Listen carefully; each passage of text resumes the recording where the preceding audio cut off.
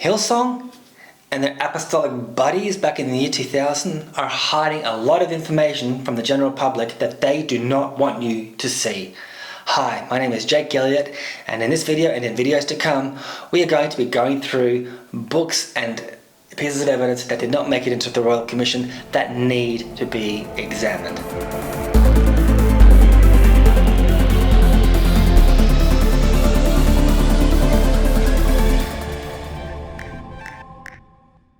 Before I get started, very quickly I want to just shout out to some books that I think are a must read if you really want to understand the origins of Hillsong. And I want to start with this really important book, Jim Jones and the Malachi 4 Elijah Prophecy.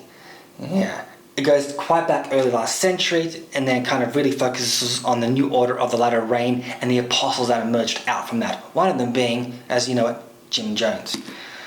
But out of the new order of the latter rain, because of the apostles, I'd encourage you to read more Acts 4. It's capturing the new order of the latter rain coming out from Canada and infecting the churches of New Zealand and Australia, which segues nicely into Church Quake, released in 1999 by C. Peter Wagner, who acknowledges an apostle prophet in Australia by the name of David Cartledge, who was part of C. Peter Wagner's International Coalition of Apostolic Leaders back in as early as the year 2000-2001.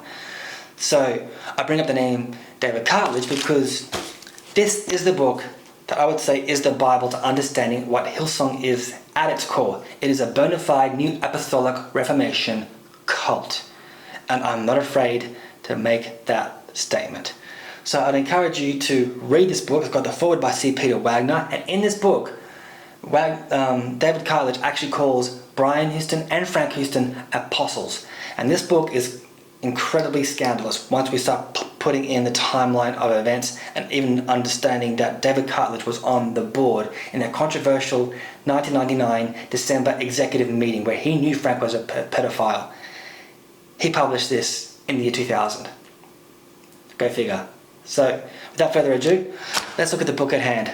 So what I found really interesting about the Royal Commission was the absence at all about the mention of Bobbie Houston. But she has been someone who's been quite vocal about the Royal Commission assailing her husband. And at the same time, she's had her own tuppence worth and views about the Royal Commission in media outlets. But what I want to do in this episode is talk about what she says about Frank Houston in her book, Heaven is in This House. So in the year 2001, Bobbie Houston published a book titled Heaven is in This House. And what's insightful about this book is that she republished this again also in 2002. I have the one in 2002. But she chose to speak positively about Frank Houston. I'm turning to page 71, chapter 8. The title is Healthy Families Grow Together. This is what it says.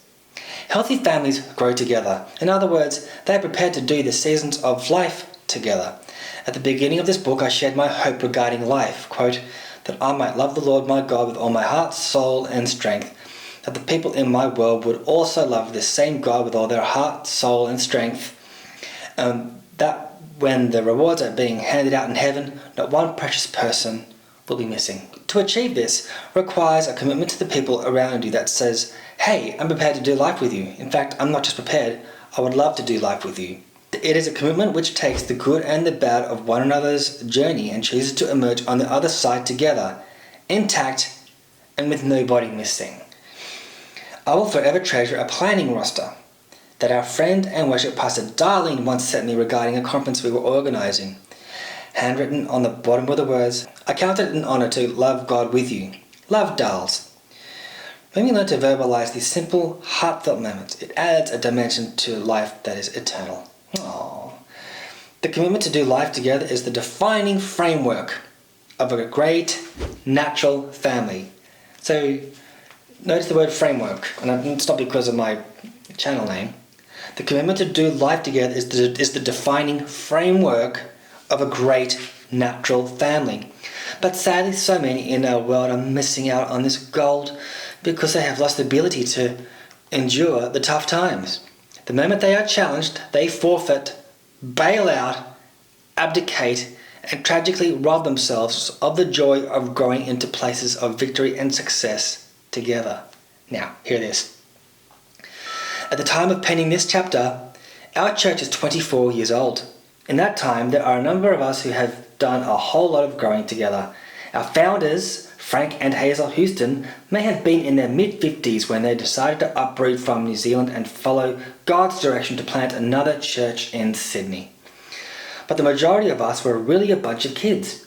I stand with thousands who honour Frank and Hazel for that brave step of obedience. When many their age were preparing for retirement, they were casting earthly care to the wind and were catching a bus to the first meeting of what now, many years later, constitutes the Hillsong Church.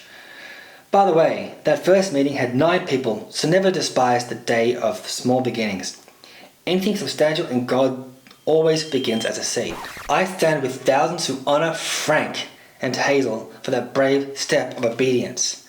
Now, when we start going through these types of books, being Frank and Frank Houston's book, The Release of the Human Spirit, you will learn very quickly that this man was a liar. He was using God as the means to justify why he was fleeing New Zealand to start up a church here, because he knew he was about to get caught. And if you are interested in me doing a video on that, I am more than happy to talk about it. But this is just flat out disgusting. Who is Bobbie Houston to write something like that in a book like that, parading the idea that Frank Houston is someone who should be honoured because of what he started, and then to also just frame it going, there are people who are robbed by this. I'm thinking, yeah, they're called victims, Bobbie. So imagine you were a victim, picking up this book and reading what you just read then about Frank Houston. I stand with thousands who honour Frank and Hazel Houston for that brave step of obedience. That is not intimidating at all, is it? Not at all. An entire movement against victims. The commitment to do life together is the defining framework of a great natural family. But sadly, so many in our world are missing out on this goal because they have lost the ability to enjoy the tough times. Quote, the moment they are challenged, they forfeit, bail out, abdicate, and tragically rob themselves of the joy of growing into places of victory and success together. You would have known about Frank Houston's victims by then, Bobbie. What the heck is going on? Why would you write something like this? This is insane, and this is incredibly insensitive. And I'm amazed you weren't brought or summoned to the Royal Commission to justify you would write something like that. That is pretty damning stuff. So what did Brian tell you exactly? I'd love to know. The day that Brian found out about his dad, he took me for lunch in the city, and he sat there and he said, I've got something terrible to tell you. My heart sunk.